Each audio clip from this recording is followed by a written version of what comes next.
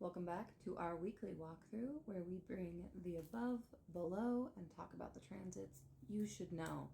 So this is your weekly glance at the transits that are coming up. And first, it bears repeating that Sunday we had Mercury stationing retrograde, which is why you're getting these fun little visual effects from me, because my phone screen mysteriously cracked up to the camera. So we're just going to cope and we're going to make it through. For those of you who don't know what that means with the Mercury retrograde pre-shadow, anything that happens once the pre-shadow starts is foreshadowing what will happen once Mercury stations retrograde in a couple weeks. So start paying attention, because all of these events, including me probably needing a new phone, they're going to be up for review. Anything involving Mercury, we're of course talking technology, travel, communication, commerce. There's some other nitty gritty in there, but it's a good starting point. Check that. Check where Leo is, because that's where Mercury is going to be stationing retrograde in your chart. And yeah, just pay attention. We have a slower week, mostly lunar transits, but I learned my lesson about discounting that. Not that I ever discount Luna, but particularly now with Jupiter in Cancer as the ruler, these lunar transits literally just have more weight behind them. Feeling it now, for example, Sunday night with that Moon-Mars crunch action. It's not great. We don't like lunar Mars contacts, and it's a little fatiguing, and you add that into Jupiter, trying to balance things out. You have a Saturn-ruled rising and a very fatigued Saturn. We have a sky that's asking us to rest more. And on Monday, our only real aspect is the Virgo moon opposing the North Node, checking in on that fate point. Now, with the moon ruling Jupiter and Jupiter ruling the node, I would pay attention to what comes up in the Virgo Pisces area of your chart, particularly in relationship to relationships, to those that you want to connect to. Because the first decan of Cancer is a correspondence to the Two of Cups. And so the Two of Cups reversed is that check-in point. Like, where are things not feeling copacetic? Where are they not feeling like the exchange is working? Who are you missing right now? Monday is a good day to reflect on that and to really think about who you want more of in your life, particularly if they are a more watery or Piscean figure. Tuesday, we're still rocking our Virgo moon until about midday Mountain Time, 3:16 p.m., kicks over into Libra. And we do get an immediate opposition with Saturn. Not super fun. It's at 6:53 p.m., and that's our next major aspect, then with Neptune, and then a trine to Pluto. So really, she's checking in with the outers and asking you to go deeper, asking you to slow down, and to really pay attention. So I wouldn't skip lunch on Tuesday. Don't let yourself hit the evening crash, because it may hit a little bit harder than usual. And we upgrade from the Two of Cups reversed to the Lovers reversed once we get to Tuesday. And there can be a call into shadow work. There can be a call into, like, where are you not looking? What are you avoiding when it comes to how you're connecting to other people? And all of this is a preamble for the ingress we're going to have on Friday. So I wouldn't skip the work Monday and Tuesday, or it may catch up with you later. Now, if you really don't think there's anybody this applies to in your life, it could be with parts of yourself. Like, don't skip on the parts work either. Speaking of, our half moon on Wednesday gives us, a square from the Libra moon to Jupiter, which is still square between relatively benefic elements and the rulership.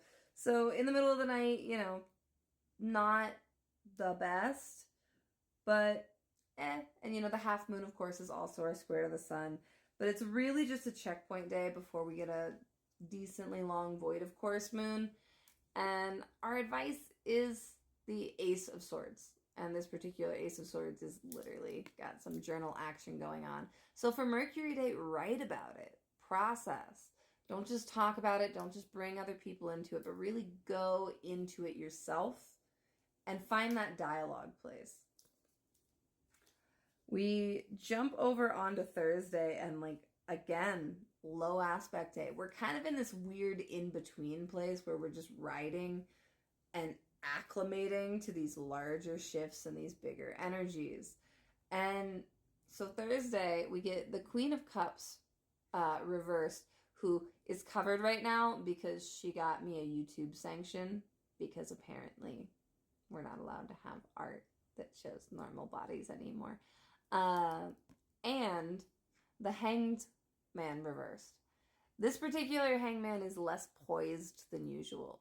We're dealing with somebody who has, like, he's losing his resources and he's being assaulted by a snake. Like, this isn't our normal, very zen hanged man. This is someone who is like, I am so sick of being in this situation. I am so sick of being here. I'm so sick of dealing with this. And so in that, the answer is, like, really, what sacrifices and where is the intuitive awareness not clicking for you? And in particular, we really want to think about, like, Jupiter being at odds with Saturn and Aries right now, and where we're stuck in a situation we don't want to be in, but it is also a sacrifice that if we honor it, we might be able to get something out of it. Like, we might be able to learn something. There may be some spiritual awareness.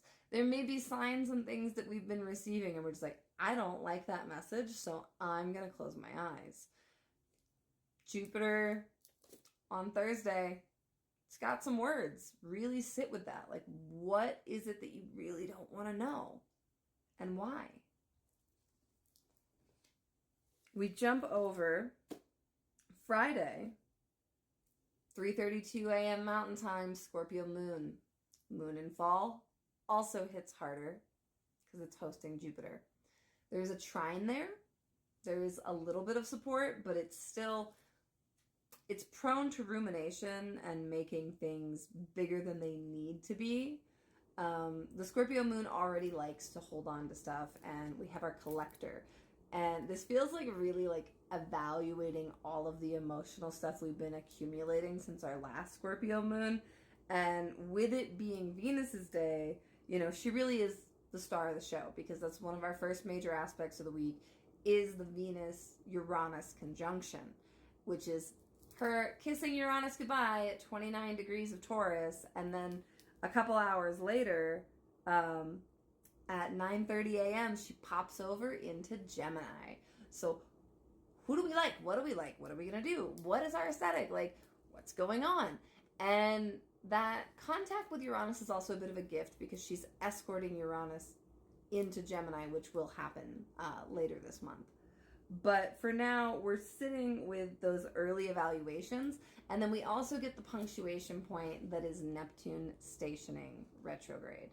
And yeah, the outers spend about half their time retrograde, but the station days are still pretty impactful, that holding still moment.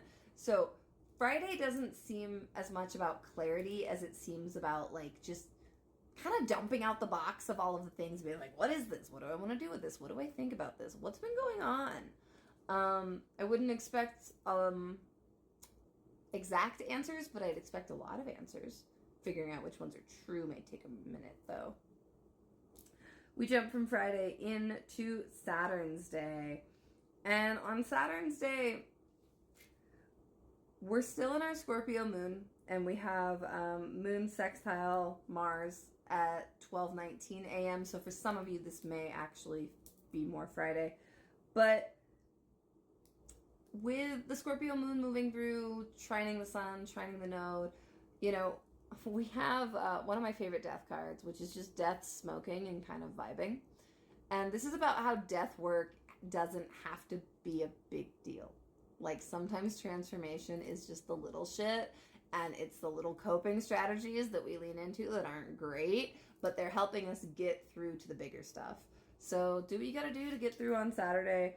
Then we get the Venus sextile Saturn and Neptune on Sunday, and a whole lot of Sagittarius moon contacts, a little bit more adventurous, and our Two of Wands. Let yourself use Sunday for planning. Let yourself strategize for the bigger stuff that's coming.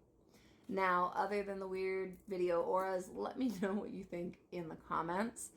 And otherwise, happy week, y'all.